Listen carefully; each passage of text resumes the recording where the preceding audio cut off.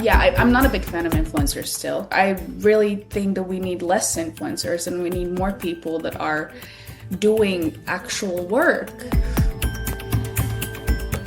In terms of media, it's quite often that we share our opinions, and it actually opens a way to like a wider audience in the media. So it starts a discussion, some article gets to the media about you saying some stuff about some politic or whatever. It's a mess because then everyone gets to say their opinion. I think I need to know my place and my spot. I cannot talk about politics because I don't have the context and I don't know a lot. So my opinion does not count most of the time.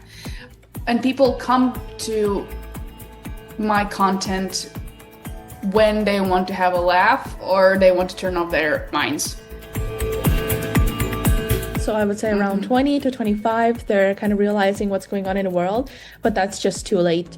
It's like too late, and that's why I feel like teenagers are a great target.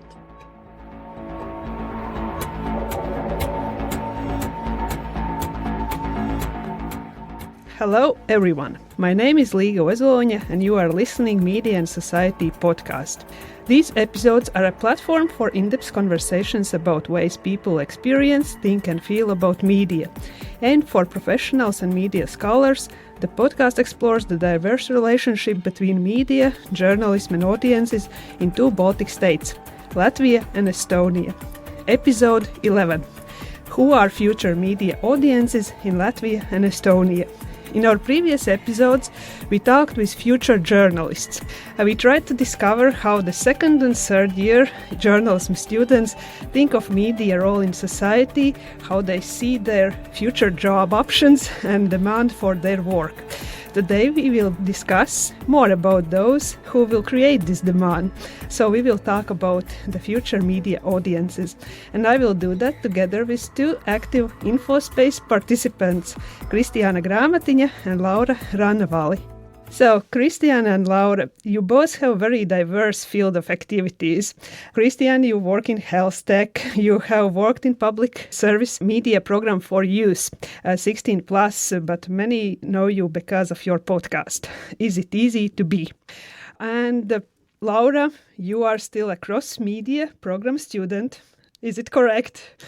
But mostly you are active digital content creator with main interests in travel and fashion. Both of you are identified as influencers in many different contexts. But first of all, I wanted to provide a floor to you to try to describe yourself and your activities. How do you describe and define yourself in nowadays infospace environment? Let's say it like that. Well, I've done social media for 10 years now, so half of my life. And it started off just like, sharing my life, and it was not so serious at all. But as I grew up and got older, I realized that like there is a platform to share all of it. And as I'm studying media right now, in some shape or form, we also have like some creative side to it. Then I just felt like as I have grown such a big platform that it's time to kind of share some real information on there. But I still, in heart, love to just share some casual moments in my life and all of it. So it's a mix of everything together. Okay. And Kristiāna, what about you? Well, whenever people call me an influencer, I don't know how I feel about that because I'm not influencing anyone. I prefer the title podcaster because I think it's more vague. But overall, I've been doing IT for the last 10-ish years, and now I'm a med student because I want to do something more meaningful in my life and hopefully do bigger things in life than just talk in front of a microphone. Okay, so you already named yourself podcaster, but Laura, what about you? How do you prefer to name yourself or to call yourself? So are you a journalist or are you a content creator? Are you an influencer? What do you prefer? In Estonia, no one likes to be called an influencer because everyone is an influencer. It has this kind of stigma around it, and no one wants to be called that. And we ourselves actually call ourselves just like content creators because we actually do create content. The influencing kind of comes with it. in Estonia especially, it's like it's so easy to influence people actually because there are a lot of influencers or content creators, however you want to call it, but we're always so online that people come influencers by accident. But I myself call myself content creator Mm-hmm. because I don't influence on purpose usually. But if it's like a work related kind of collaboration, then I do influence on purpose. But as you know, the name of the podcast is Media and Society. So, how do you see your activities in this media space? Do you see that you are active participants and that you have these audiences that you can somehow fulfill the role of media? For sure. For my platform, I try to keep it not minimal, but when I do kind of say my comment or my opinion on some type of political thing or whatever, then it's tricky because in Estonia you get not canceled, but a lot of people don't want an influencer, a content creator to kind of say their opinion because then it's like don't meet your heroes type of way. Don't meet your heroes, then it bursts a bubble of, oh, I thought you were that, or I thought you thought of this like that. But in terms of media, it's quite often that we share our opinions and it actually opens a way to like a wider audience in the media. So it starts a discussion, some article gets to the media about you saying some stuff about some politic or whatever. It's a mess because then everyone gets to say their opinion. For me, I don't know how I feel about having the platform and being able to express my opinion because I am a co-host of a podcast that mainly talks about comedy and we joke a lot. And why would my opinion matter when we're talking about politics or important stuff in society? So I'm very well aware of this factor. And whenever we have elections or something very important going on, I always give space for the audience to choose for themselves. We definitely have very strong opinions about everyone. We joke about everyone, whether that's a right wing or a left wing politician, we don't care. Everybody gets their fair share of roasting either way because that's what democracy is all about.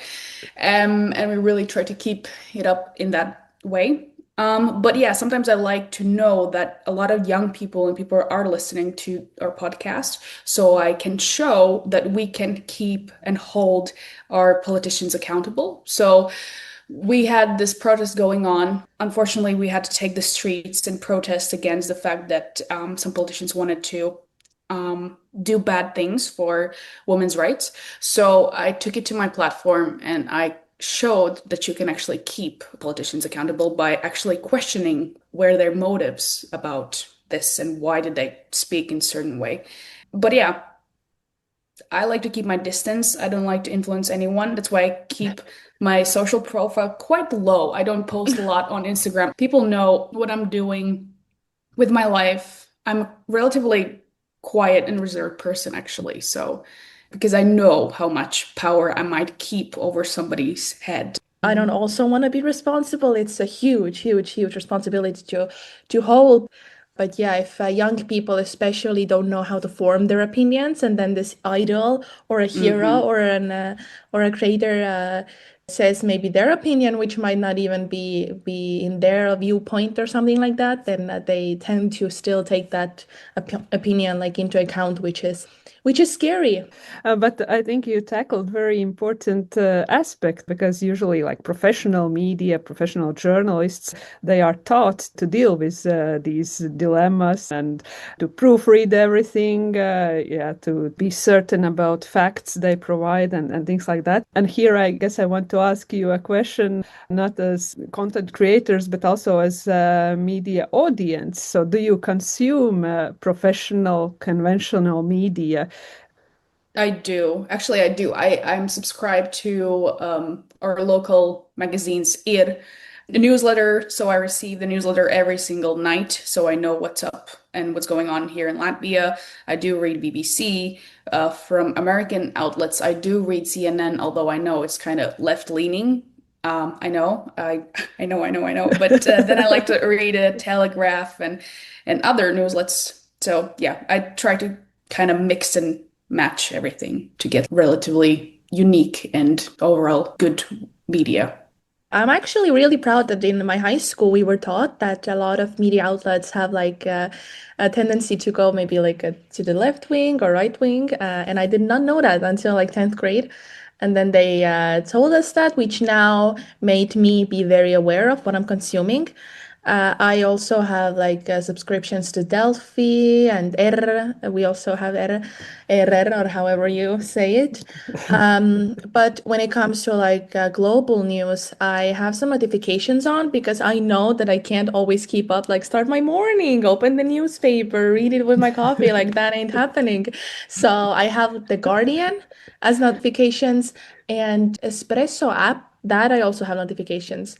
Overall, if I'm like really honest, I get a lot from TikTok or anywhere on social media because they make posts about it also. Like TikTok makes, oh, there's a fire in Calabasas or there's like this protest in Latvia or Lithuania. And I am not gonna be honest again, I don't double check the information.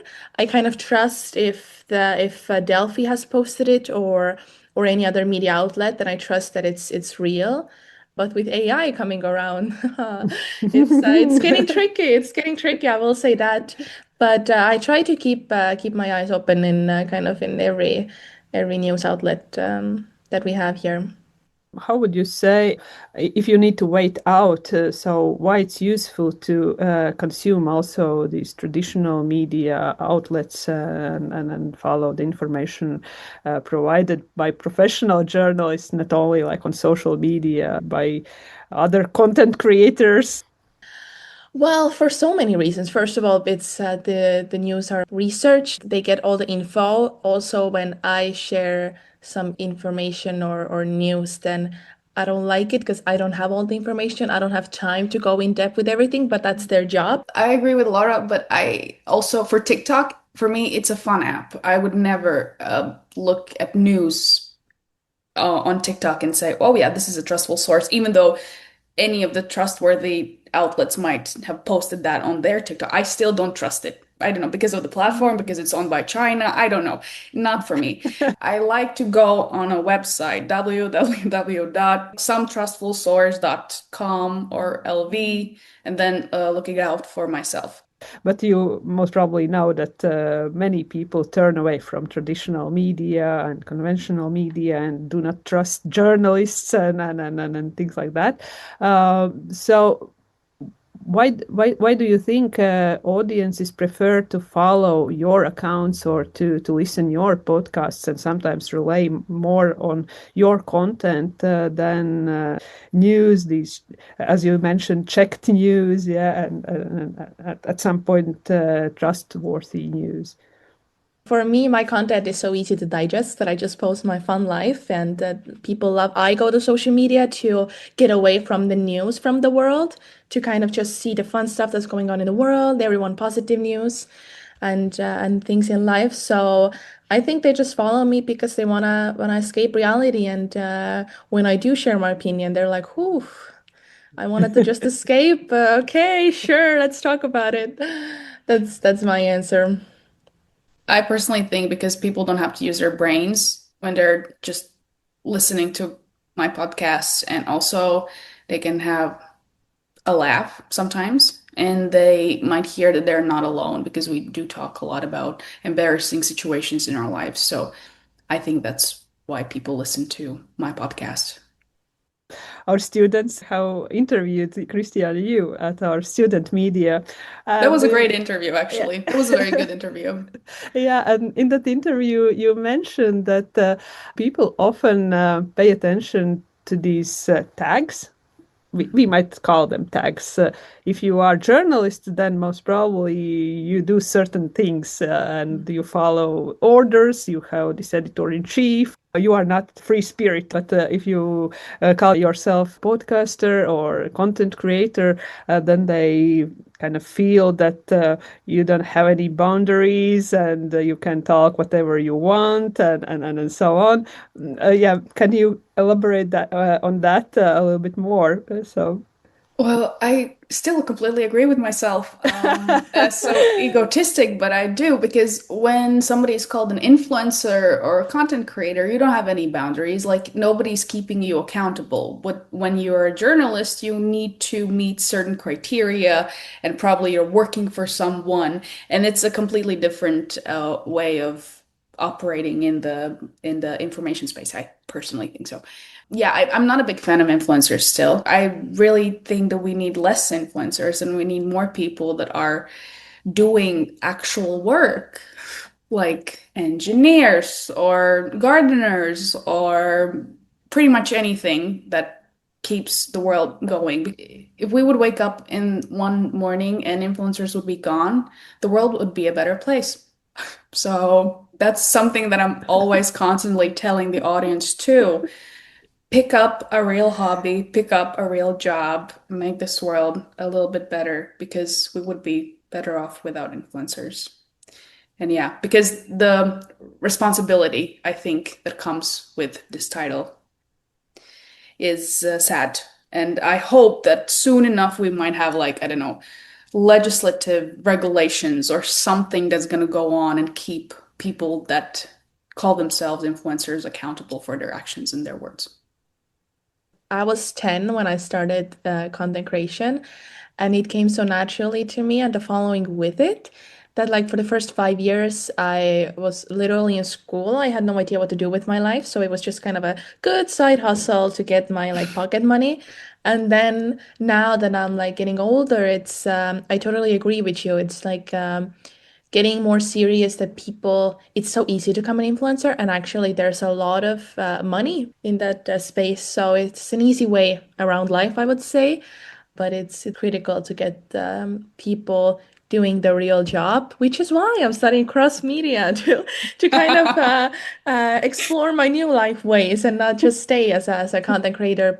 But on the positive side, it's just like I've seen so many comments come to me, for example, that like, hey, you sharing your life is such an inspiration. It gets me like not out of bed in the morning, but it gets me motivated to do some stuff. And I feel like if that's the responsibility that I have, then I'm gonna take it because it's like I want to get young people moving and going and reaching their dreams. I've been doing that and sharing it. And also, Laura, I think the stakes are so low when they Mhm. see the audience see a girl online and that's their motivation. Go outside, Yeah, yeah, touch yeah. some grass, look up, I don't know, piano players. I don't know, someone who's actually great at something. I mean, you're great at things, right? I don't, I don't, I'm I'm not, not taking anything personally. Don't worry, don't worry. it just find a real influence. Like Yeah. find somebody who is doing something really profound and beautiful. I don't Mm-hmm. know, a composer, a director, I don't know, Mm-hmm. a girl online. I mean, what the hell are we talking about? It's unfortunately like sad, but it's just the way it is right now. I'm like looking at the Yeah. young people and I'm like, it's you're already here, so we need to just find a solution here. Okay, let's talk about the audience and about your audiences. Who do you reach with your content? I would say 18 to 24 is the main audience group. We don't really care about stats. We know that our Patreon is the most subscribed Patreon between all the big podcasts in Latvia. I think so. Again, I might be wrong. We check this. We don't check data. We don't care Okay, really about the audience. we But should check. yeah, you should, yeah, do the fact check here. The audience is also quite versatile. We have more females than males listening to our podcast, but the age group really varies. We have people usually around 30s to 40s listening to our podcast. How does it look from your perspective, Laura, if it's a business? It's just so important to know who you're producing it to. It could be anything, a product or service. It's for me the views, the likes, the engagement matter, and even people who go and buy it, that matters to me. And if I'm not doing it in like a correct language for the age group, then it's just like I'm not getting a good experience, and the brand won't be satisfied. I won't be satisfied. So it's really important to know to who you're sharing the content to and who can relate to it the most, because for me it comes down to people relating to me, and that's what gets them to follow me, engage with me, and all of it. How do you see how younger people receive and will receive the information, how they will understand what's going on in the world? It's a paradox, I would say, because we have, for example, I have an older sister who also does social media. And when the elections came around, she went and interviewed, she also has studied journalism, but she went and interviewed every participant or like the head of them and interviewed them, did like a short interview, put it all in a montage together and posted it on YouTube. And it went viral on LinkedIn everywhere where people were like, oh, I'm so glad a person in kind of a position of influence half of Estonia following her and also me. So it's like, oof, you like have to talk about these things. And people were really praising, like, hey, it's so good. You were talking about it. I sent it to schools, I sent it to high schools, I sent it to middle schools because they see a face of attention and someone they've seen maybe on social media talking about these things. So the trust comes from like this, I've seen you before, I follow you, okay, I'm gonna listen to what you have to say. I think that the young people who are doing social media are kind of doing a favor to even younger people and youth who are watching, so the audience, for them to digesting it and producing it for them. Because we can't like they can't read over the lines of what's going on in the media news. I think that's the million-euro question, right? How to allure newer and newer audiences into our network so they can be the next readers and next audience for these news outlets or any company really or any influencer. But I think the issue here is that these kids are kids and they are spending their time on Roblox and other places. Most of the kids were formed by COVID times where they were quite isolated in their homes, and I think the society was really hit hard by COVID when it comes to like socializing and everything. So I think kids need to be kids and they need to spend time on games, and then there might come a time where they do the transition, their frontal lobes will develop, and they will realize, oh, politics and media is very important to me, and I need to read, and I need to learn how to read news. Yeah, we don't need news and TikTok. We don't need to try to allure kids in the ways how we think. We just need to give them space and attention for them to develop their own ways. Because the moment the kids will enter the workforce and start to think about how to talk about everything that's going on in society, that's the moment when they will figure out how they will create news for themselves. I think that's easy as that. I agree with it, but it's in my friend group, I've seen that when we're talking about frontal lobe developing, it's like at 25 when it's fully developed. So I would say around 20 to 25, they're kind of realizing what's going on in the world, but that's just too late. It's like Yeah. too late, and that's why I feel like teenagers are a great target. They just don't read the news and they don't know until it's like high school's over and you need to go and find a university and a job and they're like, I don't know what's going on in the world. And you're like, okay, how did you pass the exams? I feel like that's why we need to kind of like put some seeds somewhere on social media. But I get your point of view that like kids need to be kids. They don't need to worry about what's going on in the world right now. So I think there's a fine line of what you define a kid and a teenager and someone who's going into university, but someone who's just finishing middle school and they're just trying to live life until they can. I like how you call it seeds on social media. I will take this from Of from course. you. I think I need to know my place and my spot. I cannot talk about politics because I don't have the context and I don't know a lot. So my opinion does not count most of the time. And people come to my content when they want to have a laugh or they want to turn off their minds. They don't need to know what do I think about something that's going on a professional matter in our time. They don't care. If they really care about the matter, they would just turn on TV and watch the news or go to real journalists for their opinion. They shouldn't come to me. It's good to have like your kind of opinion or like people with your opinion as well. To just do it for fun. People can go to real news outlet but it's just from experience. Don't people are not that self-aware to go and read those news and go and get that information, which is why I feel like. But I do agree with you that I also don't have any background in politics, whatever it could be. So it's really hard for me to form an opinion on something because the responsibility is too big for me. So I try to keep it as low key as possible. But again, if you have the platform, you should use it. I think the platform can be used to show Yeah, how can you think about some processes, but never give like a way to of people thinking. Yeah. of thinking, yeah, because Yeah. that would be wrong. Yeah. Yes. And obviously we live in democracy because then we can start to cut people off and think, oh, who is entitled to an opinion? Because I think actors and other like famous people should never have an opinion about a lot of things. If you're an actor, Yes. then talk Yes. about acting, don't talk about politics. We don't need that. Yes. Or God forbid, don't go into politics because, I mean, let's be real.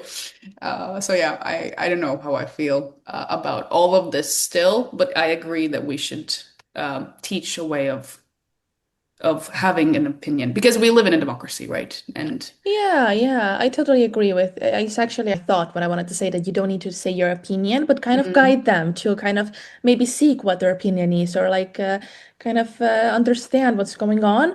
But also, what I realized is that I'm so young, and maybe some things regarding abortion that went on in the US or something, I still like kept up with the news, but it didn't touch me on my personal level. But what I see is that people who already maybe have kids and something comes to like the like financially, if you have kids, how is the support from the government, whatever, then it touches you on the personal level, and then you want to share your opinion and kind of fight against it or whatever or support it, which is why I feel like if I'm so young, there's not a lot to talk about for me. Like I don't these things don't really touch me. So that's another, I think, aspect that needs to be taken into account.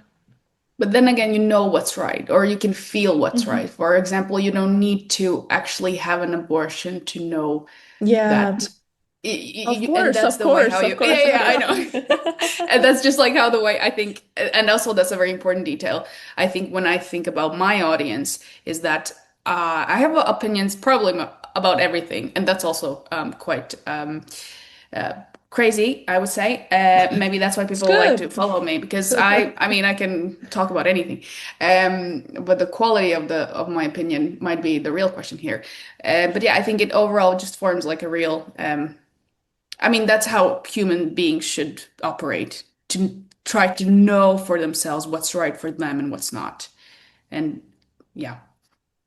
Yeah, I like that thought of like then we can just kind of guide them to think about what's right or wrong, not to give them what's right or wrong. And then if we turn back to these seeds on social media, if those over 35 or over 40, 45, 50, if they don't consume and they express this opinion that you don't need to consume media, it's negative and so on. And if they have kids, they don't have this experience how it is to consume media Yeah. and journalism actually. So it's kind of It's a full circular. circle. Yeah. It's a full circle Yeah. moment. Yeah. Hmm. Yeah. Hmm. Okay. If we talk about this future media audiences, are you worried or do you feel calm regarding what will happen with these audiences, how they will act? Yeah, I would say we had a great discussion, and actually, Kristiāna helped me kind of come into the thought of not giving your opinion, but guiding them to think of an opinion, or like it's so self-explanatory, but yeah, it's important to be aware what you consume, what you produce also. And for me, it was great to kind of this discussion even helped me to think about my audience. And it's good to sometimes to think who you're producing to and what you want to say and what you want to think and what's your goal with all of this. And do you even want your audiences to know the news or whatever it could be? So for me, it was a really even educating discussion. Oh, thank you. Christiana, what about you? I would agree with Laura that I think the responsibility really starts with ourselves as content creators, as content readers, and yeah, I think we can all do better. Of course, we can. I think every single generation is afraid of the next generation, and it's chaotic and it's scary. The world is a scary place, obviously, but I think we just need to do better, starting with ourselves. And that's all what I have to say about everything. Just do better. Oh, this is a good ending to our episode. So once again, it was a pleasure to have on our episode Kristiāna Grāmatiņa and Laura Rannaväli. Thank you, boss. Thank you.